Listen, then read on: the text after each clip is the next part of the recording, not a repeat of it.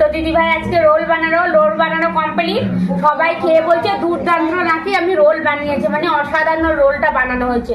তো এটা দিদিভাই খাবে, আর দুজন মাত্র আসেনি, আমার ভাই, দেওর আর আমার শ্বশুর। তা ওদের জন্য আমি তাওয়ার মধ্যে করে রেখে দিলাম, যাতে একটু ভালো করে প্যাকিং করে রেখে দিয়েছি কাগজ টাগজ দিয়ে মুড়িয়ে, তো গরম থাকবে কিছুক্ষণ।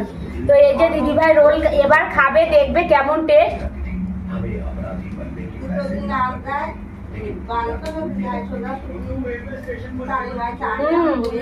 সত্যি কি বলবো তোমাদেরকে, দোকান ফেল, এত সুন্দর হয়েছে, টেস্টি হয়েছে রোল। তো এই দিদিভাই এই ভিডিওটা কেমন লাগলো তোমাদের অবশ্যই একটা কমেন্ট করে জানিও, আর যদি ভালো লাগে তাহলে একটা লাইক করে দিও। টাটা।